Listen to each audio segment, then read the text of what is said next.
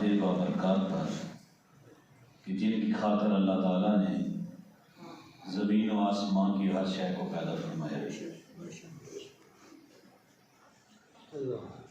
واجب الاحترام سامعین عزیز وقار، اللہ تعالیٰ کی خاص توفیق کے ساتھ نبی پاک صلی اللہ علیہ وسلم کے نالین پاک کے تصدق سے اللہ تعالیٰ نے ہمیں جمعۃ المبارک کی بابرکت گھڑی نصیب فرمائی ہے.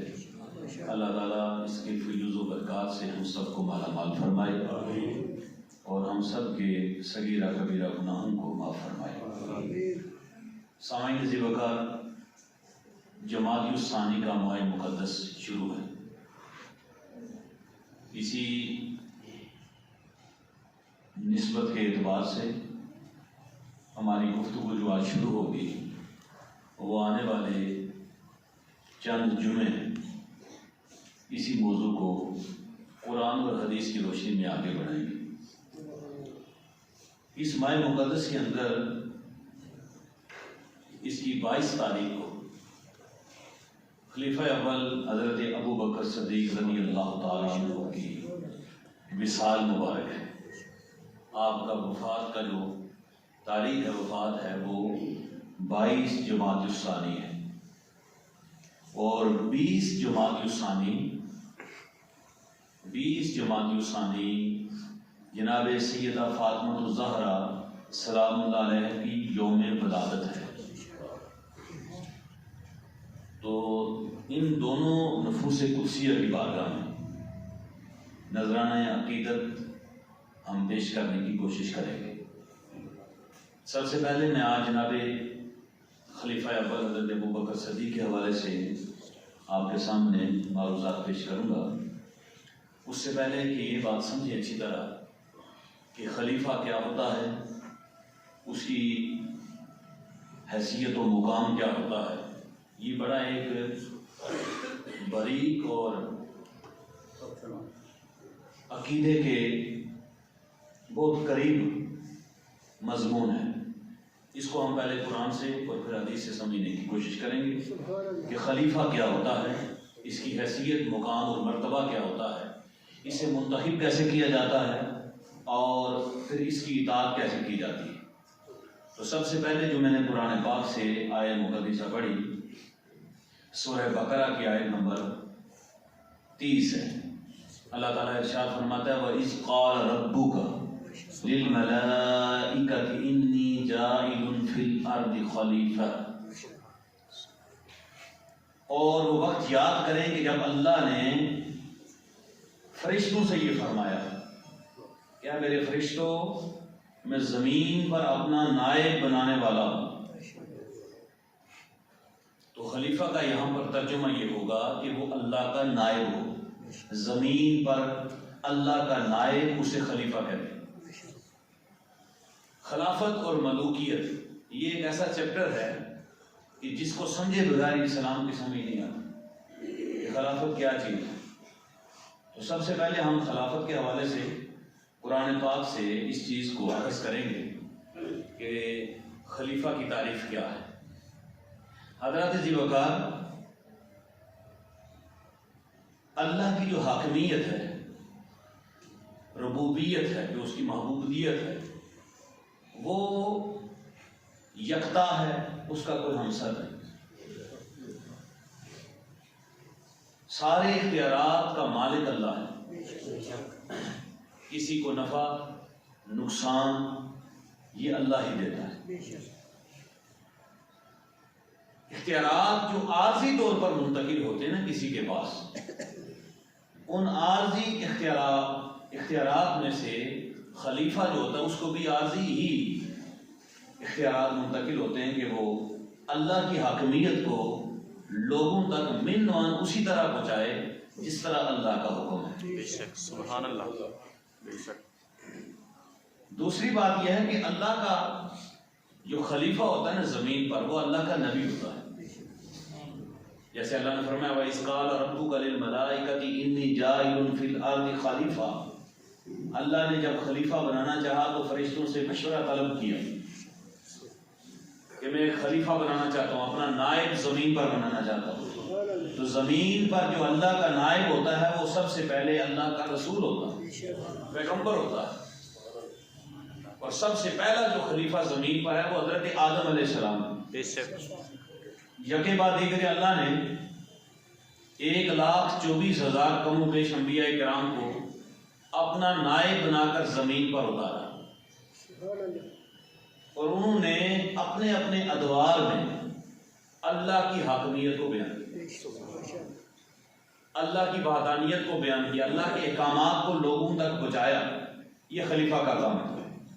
اور جب رسالت اور نبوت اختتام پذیر ہو گئی، ختم نبوت کا تاج اللہ نے ہمارے نبی حضرت محمد مصطفیٰ صلی اللہ علیہ نبی الکریم کے سر پر سجا دیا، اور آپ آخری نبی بن کر دنیا میں تشریف لائے۔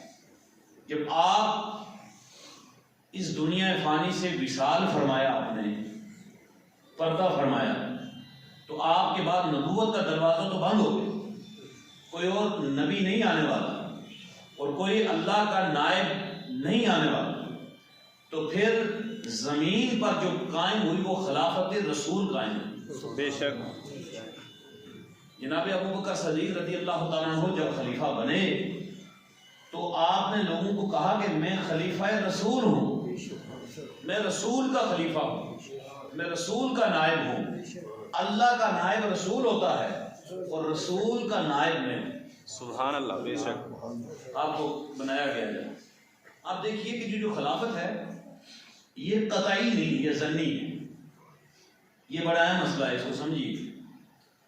نبی پاک علیہ الصلوۃ والسلام نے بہت سے ایسے کام تھے جو امور آپ نے امت پر چھوڑ دی کہ میرے بعد انہوں نے یہ کام کرنا ہے۔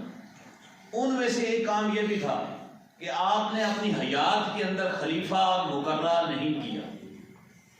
اس میں حکمتیں تھیں، انشاءاللہ آگے چل کر اس پر بات آئے گی کہ حضور علیہ الصلوۃ والسلام نے اپنے بعد کسی کو مقرر نہیں کیا، یہ بات امت پر چھوڑ دی کہ آپ خود ہی انتخاب کر لیں۔ اس میں کئی حکمتیں تھیں کہ اگر اللہ کے نبی خود خلیفہ کسے بنا کر جاتے تو اس کی ذرا برابر بھی روح گردانی انسان کو کفر تک پہنچا دیتی، معصیت تک پہنچا دیتی۔ لہذا نبی پاک علیہ الصلوۃ والسلام نے اس کام کو امت تک چھوڑ دیا کہ میرے بعد کون خلیفہ ہوگا، یہ فیصلہ امت نے کرنا ہے۔ اشارے اور کنایوں کے اندر نبی پاک علیہ الصلوۃ والسلام نے حضرت ابو بکر صدیق کو منتخب کیا، جیسا کہ آپ کو نماز کے لیے آپ کی موجودگی میں حضرت ابو بکر صدیق نماز پڑھاتے رہے، اور کئی اشارے اور کنائے حضور نے فرمائے، لیکن واضح طور پر نبی پاک علیہ الصلوۃ والسلام نے یہ پیغام نہیں دیا کہ میرے بعد حضرت ابو بکر خلیفہ ہوں گے۔ یہ پیغام نہ دینا، اس کے اندر حکمت پوشیدہ یہ تھی کہ میرے بعد امت جو تھی صحابہ کرام باہمی مشاورت سے جسے چاہیں گے منتخب کر لیں۔ بے شک تو اس سے یہ بات واضح ہو گئی کہ خلافت کا جو امور خلافت ہیں یہ ظنی ہیں، قطعی نہیں۔ بے شک قطعی وہ معاملہ ہوتا ہے جو نبی پاک علیہ الصلوۃ والسلام نے کہہ دیا، قرآن پاک نے کہہ دیا، وہ قطعی معاملہ ہوتا ہے۔ ظنی معاملات وہ ہوتے ہیں کہ بعد میں طے ہوتے ہیں۔ یہی بات ہے کہ نبی پاک علیہ الصلوۃ والسلام کا جب وصال مبارک ہوا تو اس وقت پھر امت کو ضرورت تھی ایک نائب کی، ایک خلیفے کی ضرورت تھی۔ ابھی نئی نئی ریاست مارز وجود کے اندر آئی تھی تو کسی خلیفہ کی ضرورت تھی، تو صحابہ کرام رضوان اللہ علیہ مجمعین نے فوری طور پر مشاورت کے طور پر ایک اجلاس طلب کر رہے ہیں۔ ایک اجلاس طلب ہو گیا۔ یہاں سے جو میں بات شروع کرنے والا ہوں وہ قابل توجہ ہے۔ اجلاس یہ طلب ہوا کہ خلیفہ کون ہوگا، خلیفہ کس کو بنایا جائے۔ اگر خلیفہ حضرت ابو بکر صدیق پر پہلے سے لوگ متفق ہوتے تو اجلاس بلانے کی نوبت نہ آتی۔ اجلاس بلایا گیا، اجلاس کے اندر جیت صحابہ کرام مہاجرین اور انصار صحابی جمع ہوئے، آپس میں مشاورت ہوئی کہ کس کو خلیفہ بنایا جائے۔ جناب حضرت ابو بکر صدیق رضی اللہ تعالیٰ عنہ ایک مضبوط امیدوار تھے خلیفہ کے، جن کا نام حضرت عمر فاروق نے پیش کیا۔ مہاجرین کی بڑی تعداد بھی اور انصار کی بھی بڑی تعداد نے کہا کہ بھائی خلیفہ جو ہے وہ حضرت ابو بکر کو ہونا چاہیے، کیونکہ یہ حضور کی معیت قربت انہیں بڑی ہے، حضور کے ساتھ رہیں۔ لیکن بعض لوگوں نے اختلاف بھی کیا۔ آپ کے مد مقابل میں حضرت سعد بن عبادہ رضی اللہ تعالیٰ عنہ دیگر صحابہ کرام میں سے ہیں، جو انصار صحابہ میں سے ہیں۔ انہوں نے کہا نہیں یہ خلیفہ میں بنوں گا، وہ بھی الیکشن پہ کھڑے ہو گئے۔ لیکن کثیر تعداد کے اندر صحابہ کرام نے حضرت ابو بکر صدیق کو ووٹ دی۔ سبحان اللہ، بہت سبحان اللہ، سبحان اللہ۔ یہ ایسی بات نہیں ہے۔ بعض لوگوں نے اس مسئلے کو اتنا ڈرونا خواب بنا دیا ہے کہ اگر اس مسئلے پر بحث کی جائے گی، بات کی جائے گی تو یہ گناہ ہو جائے گا۔ نہیں، خلافت میرے دوست ضمنی ہے، یہ خلافت لوگوں کی مشاورت سے طے ہوئی ہے۔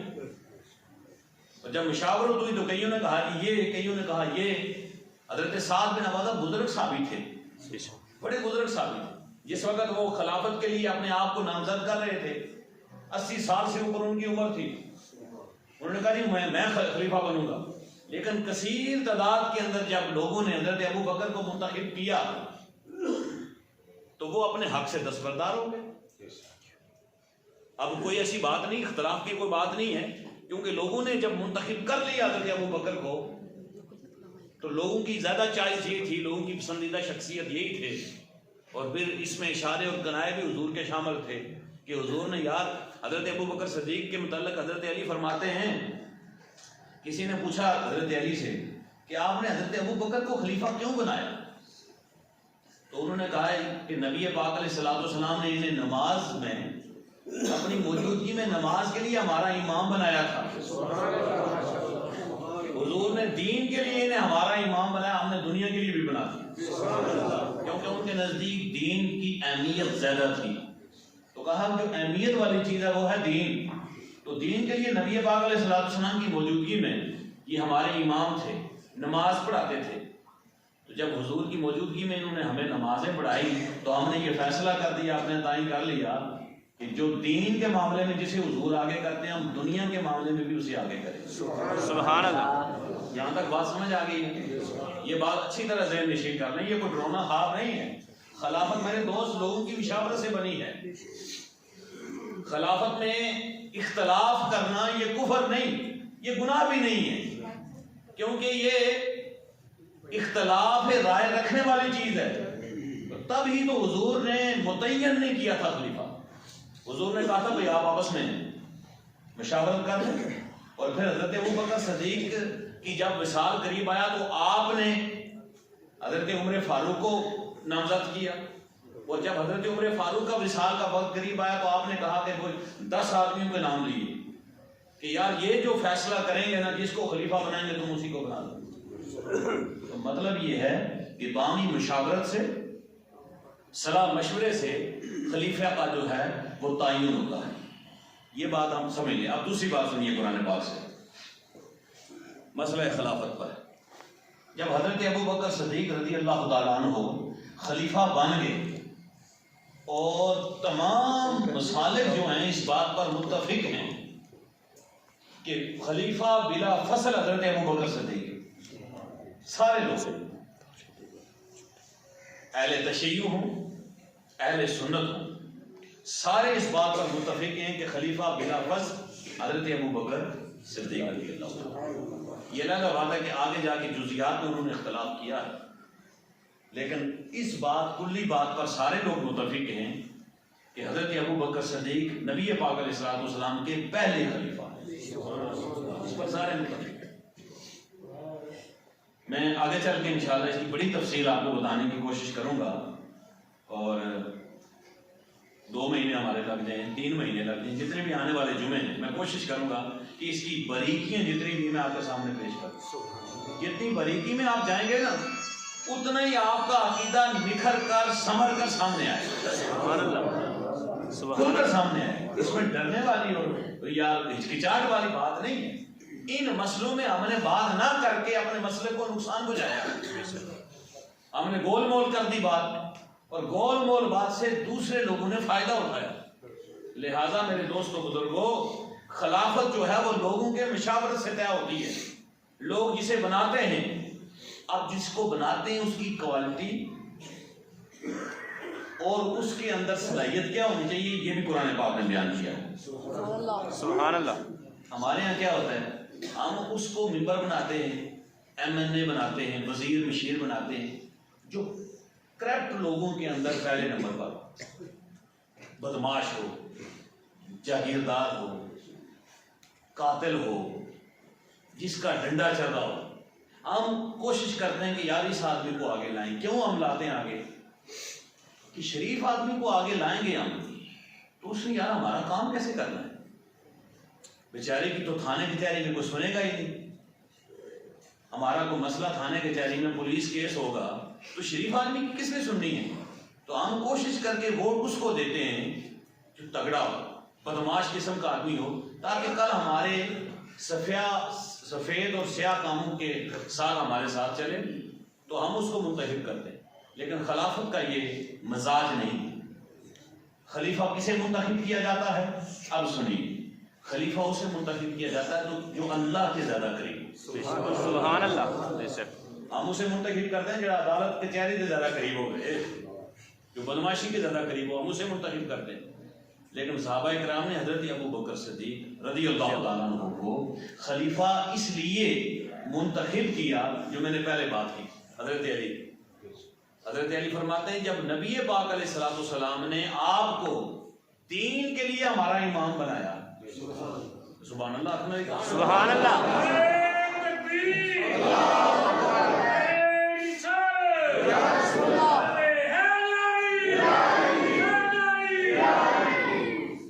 لوگوں نے جھگڑا بنایا ہے نا خلافت کے اندر کہ حضرت علی کا حق تھا اور ان کا حق مارا گیا. اس طرح کی باتیں لوگ کرتے ہیں.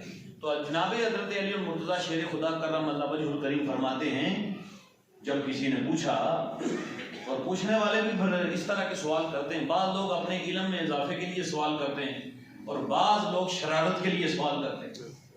ایک آدمی نے آپ سے آ کر عرض کی آپ کے دور خلافت کے اندر، کہا یا علی آپ کے دور خلافت کے اندر بڑے فتنے ہیں، فساد ہے، جنگ و قتال ہے.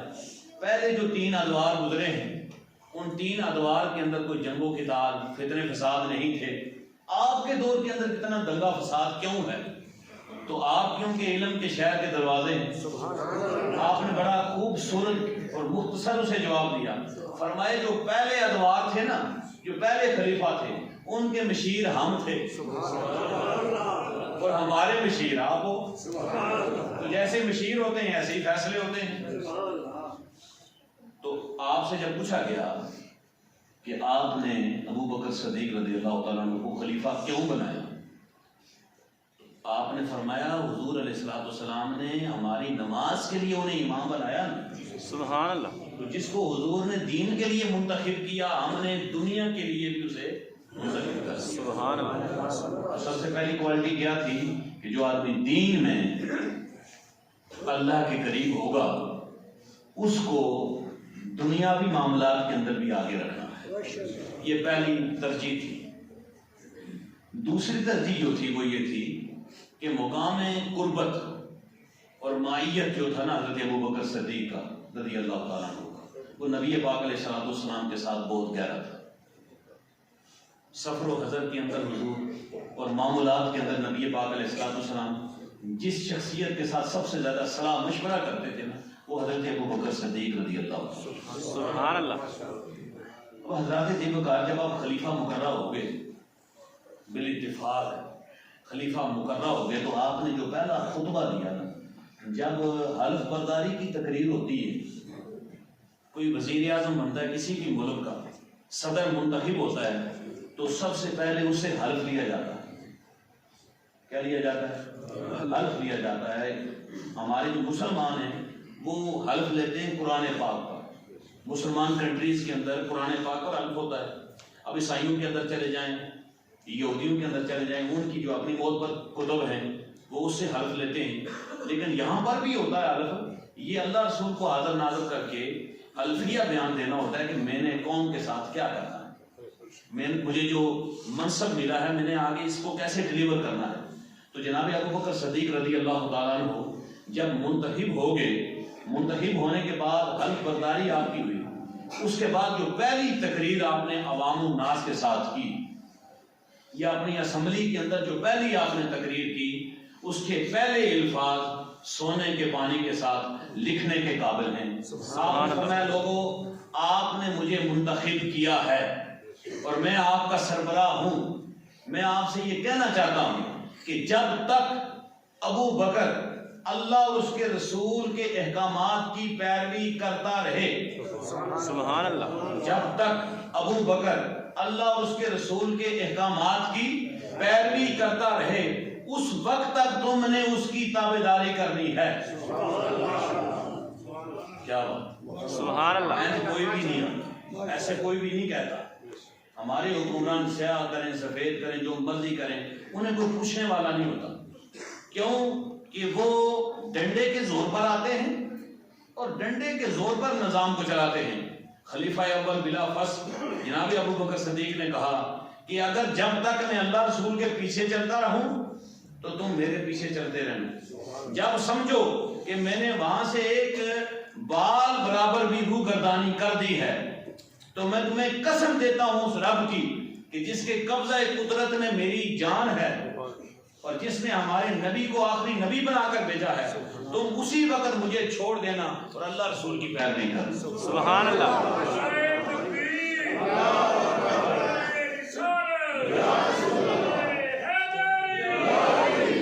جب خلیفہ یہ بات کہہ دے،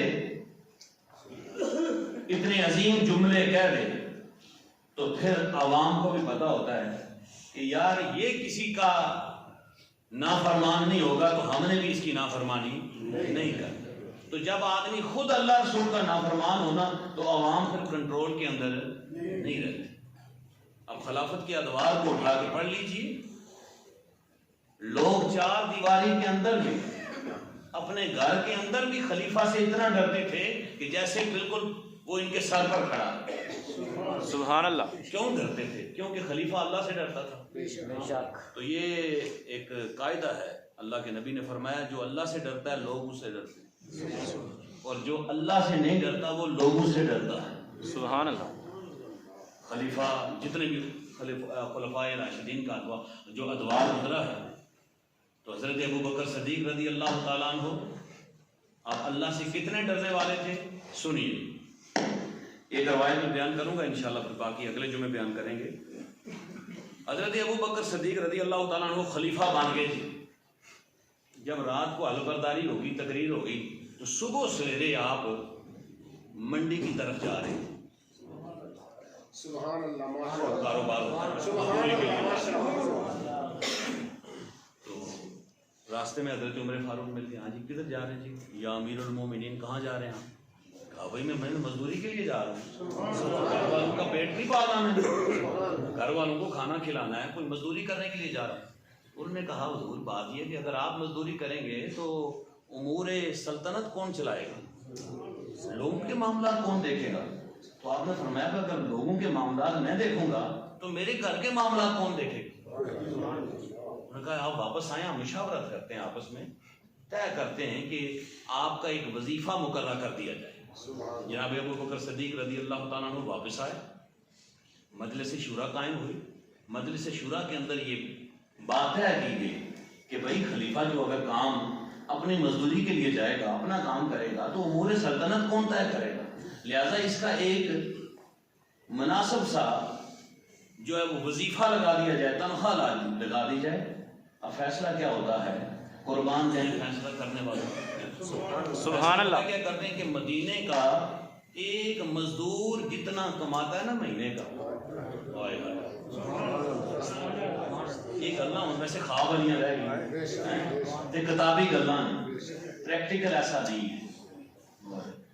ماڑا بندہ تے اسمبلی دے دور دی گل ہے، یونین کونسل ہی اگے نہیں آ سکتا. ماڑا بندہ یونین کونسل میں آگے نہیں آ سکتا، بلکہ یونین کونسل تو دور کی بات ہے. ماڑا بندہ جنہ پڑھیا لکھا بھی ہوئے، سلجھیا ہوئے، بہت اچھا ہو اخلاقی لحاظ سے، روپیہ ہوتے جے بھی نہ ہوئے محلے ہی کوئی گل نہیں جس میں تے چوتھیاں دا منڈا اتنا بھڑا ہوئے، شراب بھی پیندا ہوئے، گل کرنی نہ آندی ہوئے، چول جاندا ہوئے، پیسہ جو ہے وہ ابے کول سارے انہوں نے جو ایسا سلام علیکم، قربان جائیں۔ ایک مزدور کی جو مانا آمدنی ہے نا وہ آپ کا وظیفہ مقررہ ہو گیا۔ سبحان اللہ، سبحان اللہ۔ ٹھیک ہے جی۔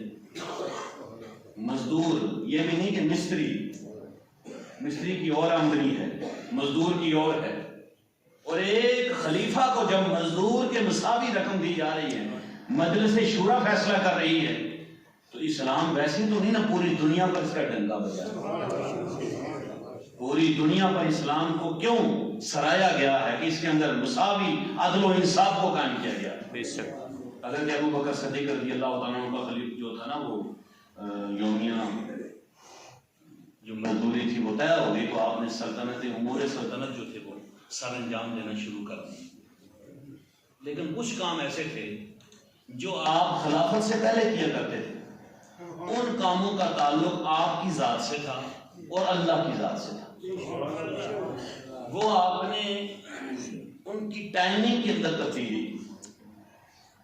آپ نے سنا ہوگا نا ایک بڑھیا تھی، اس کے گھر میں جھاڑو دینا ابو بکر کا کام تھا، اس کے برتن دھونا، اس کو کھانا، اس کو دوائی پانی دینا ابو بکر صدیق عرصہ دراز سے کرتے تھے۔ اب جب خلیفہ بنے، امور سلطنت کا بوجھ بڑھ گیا، تو آپ نے وہ کام ٹائم چینج کر کے کرنا شروع کر دیا۔ سبحان اللہ۔ لیکن اس ڈیوٹی کو چھوڑا نہیں۔ دوسرا کام آپ کرتے تھے کہ محلے کی جو خواتین ہوتی تھی نا، جو جن لوگوں کے پاس بکریاں وغیرہ تھی، تو وہ دودھ دونے کے لیے ابو بکر یہ کام کرتے ہوتے تھے، اکثر لوگوں کو دودھ دو کے دیتے تھے۔ تو جب آپ خلیفہ بن گئے تو عورتوں نے سوچا کہ آپ خلیفہ ہے، بادشاہ ہے، ہمارا سلطنت کا جو سربراہ ہے، آپ تو نہیں نا ہمیں بکریاں جو ہے وہ دو کے دے گا، آپ تو دودھ نہیں دوئے گا۔ تو جب شام کا وقت آیا نا، جو وقت مقررہ تھا، جب لوگ بکریاں لے کے آتے تھے تو لوگ نہ آئے، تو آپ نے آواز دے کے کہا، لوگوں ابو بکر کو خلیفہ تو بنا دیا لیکن انسان اسی طرح کا ہے۔ سبحان اللہ، سبحان تم کیا اللہ۔ سمجھتے؟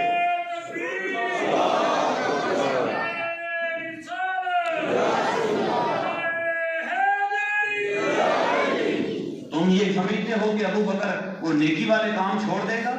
ہمارے یہاں کیا ہوتا ہے، تھوڑا سا پیسہ آ جائے تو آدمی نماز بھی بھول جاتے ہیں۔ گل یہ وہ بندے سارے کو دعاواں کرواتے رہتے ہیں، سارا کاروبار نہیں ٹھیک ہویا، تو کوئی وظیفہ دسیا جائے تو بندے پھر اگوں آدھے نے نفل پڑھیا کر